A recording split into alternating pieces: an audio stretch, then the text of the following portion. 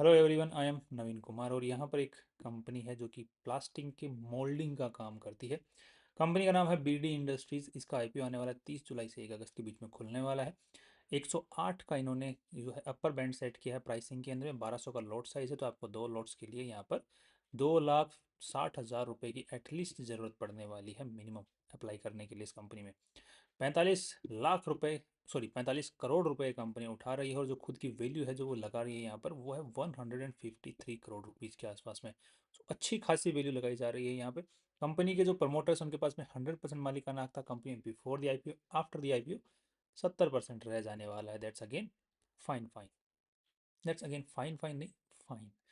Next यहाँ पे जो कंपनी का जो शुरुआत है, काफ़ी पुरानी कंपनी है। बेसिकली देखा जाए तो 1984 की खुली हुई कंपनी है और तब से ये सिमिलर सा ही काम करती हुई आ रही है। और आज के दिन जो है ये जैसे फ्यूल टैंक्स जो वगैरह होते हैं जो गाड़ियों के अंदर में लगते हैं वो बनाते हैं। बेसिकली प्लास्टिक के जो मोल्डेड प्रोडक्ट्स होते हैं, जैसे टंकी बना देना, पानी की टंकी बनाना, पेट्रोल की टंकी बना देना, और भी जो बहुत सारे आइटम्स होते हैं जो कि अलग अलग जो इक्विपमेंट्स में काम आते हैं, अलग अलग जगहों पे काम आते हैं, जो कि प्लास्टिक के बनते हैं, जिसको लीनियर LLDPE से बनते हैं, लो डेंसिटी पॉलीथाइलिन, राइट। तो उससे बनते हैं, तो वो इस पर्टिकुलर कंपनी का मेनली जो है रॉ मटेरियल है। तो अब प्लास्टिक को तो आप किसी भी खांचे में डालो वैसे ही शेप बना के निकाल देते हैं, तो ये वही काम करती है ये कंपनी। आज के दिन इनकी 4 फैसिलिटीज़ है जहाँ पर ये मैन्युफैक्चरिंग करती हैं। नेक्स्ट नेक्स्ट यहाँ पर देखने को मिल रहा है कि कंपनी का जो आज के दिन आईपीओ लेके आ रहे हैं उनका नाम यहाँ पर है आर्यमान फाइनेंशियल सर्विसेज। और इनकी जो पास्ट की परफॉर्मेंसेज रही हैं आर्यमान वालों की, उसको एक बार देख लेते हैं। तो यहाँ पर देखने को मिलता है कि लिस्टिंग जो लिस्टिंग डे, जो क्लोजिंग प्राइस है लिस्टिंग डे को, वो नॉर्मल देखने को मिल रही है।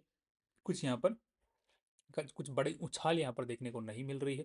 एंड पास्ट के अगर ट्रैक रिकॉर्ड को अगर देखते हैं 2025 के अलावा 2024 को, उसको भी एक बार देख लेते हैं। तो यहाँ पर हमें वहाँ पर भी कुछ ज़्यादा उछाल देखने को नहीं मिल रही है।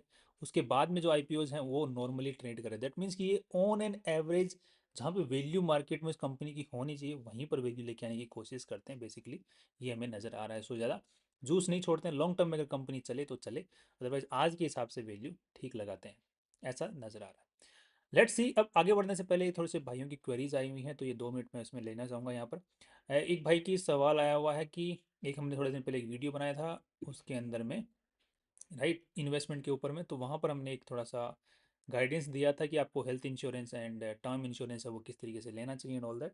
सो वहाँ पर हेल्थ इंश्योरेंस, अगर एक भाई का जो सवाल है कि CGHS उनके पास में है ऑलरेडी और सेंट्रल गवर्नमेंट के एम्प्लॉई हैं वो, तो वो तो ऑलरेडी कवर्ड है, उनको ज़रूरत नहीं है इस टाइप के जो हेल्थ इंश्योरेंस वगैरह है, उनकी ज़रूरत नहीं है उनको।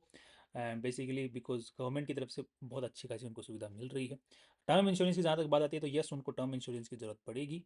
वो भी टर्म इंश्योरेंस की बात यही है कि आपको 65 या 70 साल तक का ही टर्म इंश्योरेंस लो। उससे ज़्यादा बड़े का टर्म इंश्योरेंस लोगे तो वहाँ पर क्या है कि आपको लगता है कि पीछे वालों के मज़े हो जाएंगे, 90 साल का ले लेता हूँ, 90 में तो निकल ही जाऊँगा मैं, राइट। तो वो एक फ़ायदा लेने की कोशिश करते हैं। बट पॉइंट ये है कि वो जो पैसा हम जो एक्स्ट्रा प्रीमियम वहाँ पर पे करते हैं, उस प्रीमियम को आप कहीं और लगाओगे तो ज़्यादा रिटर्न आपको देखने को मिलेगा, बेटर रिटर्न देखने को मिलेगा। तो आप बस उतना ही लीजिए जितना कि आपके लिए मैंडेटरी है, ज़रूरी है। तो आप 60 65 साल तक के लिए आपका जो फैमिली होती है वो डिपेंडेंट रहती है आपके ऊपर, तब तक के लिए टर्म इंश्योरेंस इज इनफ। और लगभग आज के दिन के अंदर में 1 करोड़ 1 CR का जो टर्म इंश्योरेंस इज इनफ। तो उसके लिए LIC का आप ऑप्शन ले सकते हैं। आप LIC पे डायरेक्ट जाएँ, एजेंट्स के थ्रू ना जाएँ।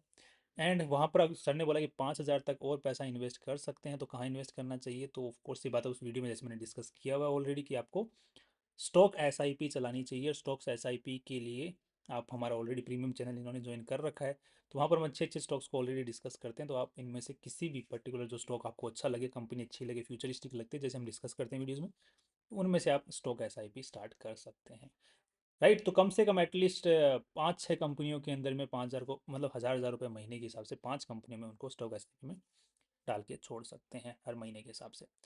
सो I think that is more feasible way. बाकी आपका जो फाइनेंशियल एडवाइस है उसे भी आप डिस्कस कर सकते हैं, but this is a general advice because as if I am not a financial adviser से भी register, I am a research analyst, so I can give the general advice to the general public. Next यहाँ पर अब चलो इस video में वापस आते हैं। एंड तो यहाँ पर देखने को मिल रहा है कि इस कंपनी का जो वेबसाइट है वो आपको काफ़ी लॉन्ग वे बैक में देखने को मिलती है, 2007-8 के आसपास में इनकी जो वेबसाइट आज के दिन चल रही है।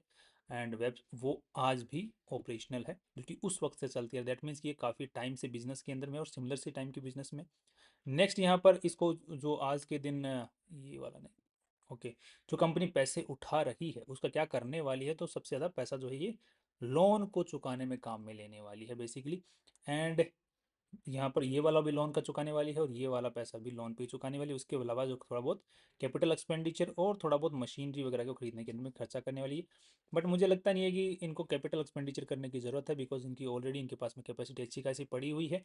बट दे आर सेइंग कि we want to different location के ऊपर में मशीनरी वगैरह लगाना चाहते हैं, सो दैट कि वहाँ के जो क्लाइंट्स होते हैं आसपास को उनको हम कैटर कर सकें।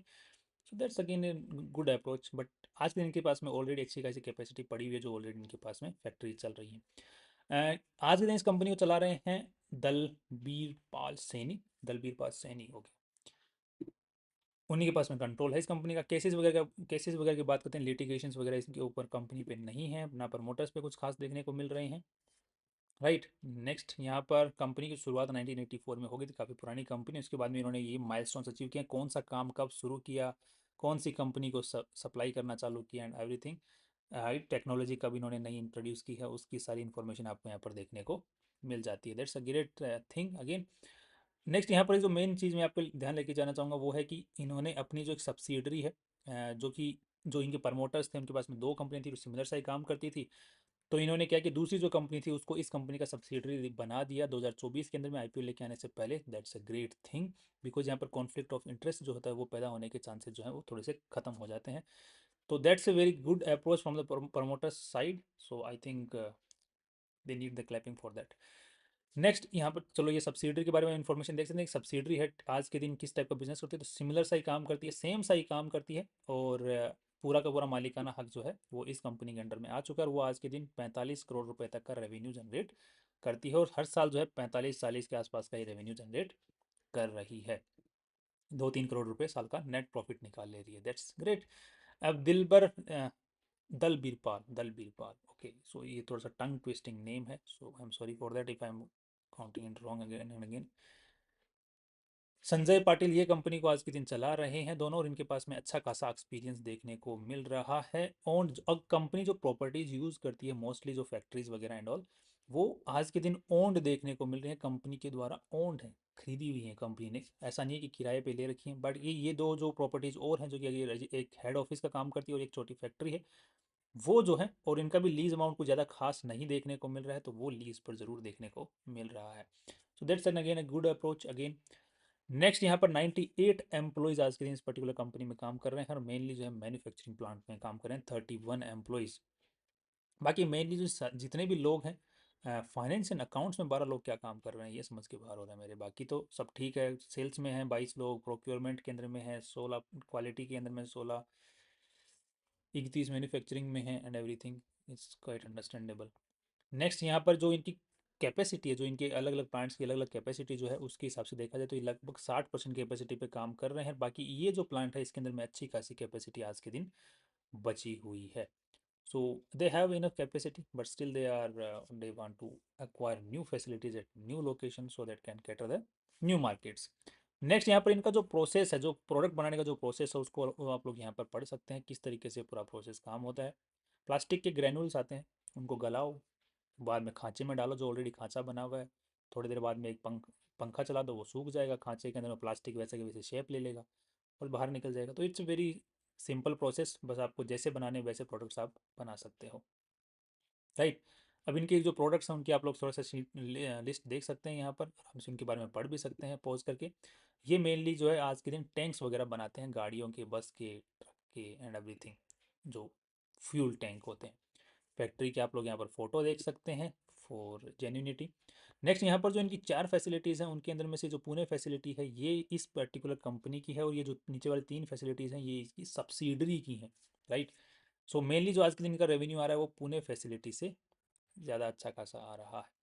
नेक्स्ट अब थोड़ा सा कंपनी की बैलेंस शीट को भी नजर डाल लेते हैं कि कंपनी में कितना पैसा लगा हुआ। तो टोटल मिला के इस पूरी कंपनी में 70 करोड़ रुपीज़ लगे हुए हैं, जिसके अंदर में से 21 करोड़ तो कंपनी के जो इन्वेस्टर्स हैं उनका पैसा लगा हुआ है, मतलब इन्वेस्टर्स का पैसा है जो कि अभी 45 करोड़ रुपए और उठा रही, तो वो भी यहीं जाने वाला है, तो 70 करोड़ के आसपास, 70-75 करोड़ के आसपास में हो जाएगा।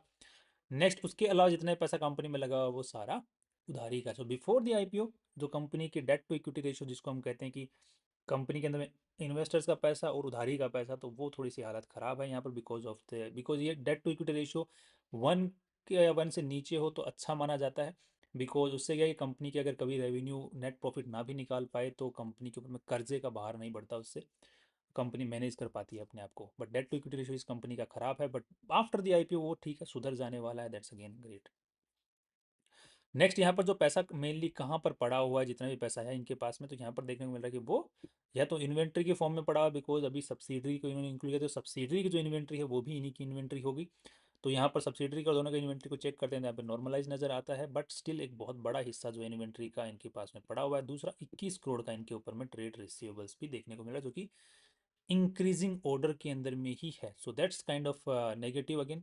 यहाँ पर 13 करोड़ का था, यहाँ पर 16 करोड़ का हो गया। ओके, 13 करोड़ का, यहाँ पे 15 करोड़ का, और यहाँ पर सीधा ही 21 करोड़ का हो गया। तो अगर हम लोग यहाँ पर रेवेन्यू स्ट्रक्चर को देखते हैं कि किससे इंक्रीज आ रहा है रेवेन्यू के अंदर में, तो दिस इज 55 यहाँ पर सब्सिडरी को ऐड कर दिया, तो यहाँ पर कंपनी का जो मेन कंपनी जो पुणे वाली फैक्ट्री है उसका अगर हम लोग चेक करते हैं यहाँ पे, तो रेवेन्यू एक्चुअली घट चुका है, बिकॉज सब्सिडरी का हमने देखा कि 44 करोड़ तो सब्सिडरी का था रेवेन्यू। यहाँ पर इस वाली फैक्ट्री का जो पर्टिकुलरली पहले जो है सब्सिडरी का यहाँ पर काउंट नहीं हो रहा था, तो जिसकी वजह से अब देखने को मिल रहा है कि पर्टिकुलरली इस पर्टिकुलर फैक्ट्री का, पुणे वाली फैक्ट्री का रेवेन्यू घट गया है, राइट। बिकॉज अभी तो उनका हिसाब से मेरे को लग रहा है कि 40 करोड़ के आसपास में ही रेवेन्यू चला गया है, तो that's kind of again negative. So revenue wise देखा जाए तो इनकी जो ग्रोथ है वो यहाँ पर कुछ खास देखने को नहीं मिल रही है। नेक्स्ट यहाँ पर एक्सपेंसेस की अगर हम लोग बात करते हैं, तो एक्सपेंसेस तो ऑफकोर्स सी बात है कि वो तो कंसिस्टेंट रहेंगे ही, जैसे जैसे काम चलेगा तो expenses okay. Next net profit आज के दिन 7 करोड़ रुपए निकाले हैं इन्होंने, पिछले 2 करोड़ रुपए निकाले, फिर 3 करोड़, और यहाँ पे इस बार 7 करोड़ रुपए, और सारे के सारे पैसे क्या हो जा रहे हैं, अटक जा रहे हैं। तो ट्रेड रिसीवेबल्स की वजह से पैसा अटक जा रहा है या फिर इन्वेंट्री के अंदर में फंस जा रहा है। सो पैसा जो है हाथ के अंदर में कैश की फॉर्म में नहीं आ रहा है, तो that's kind of again an big issue over here.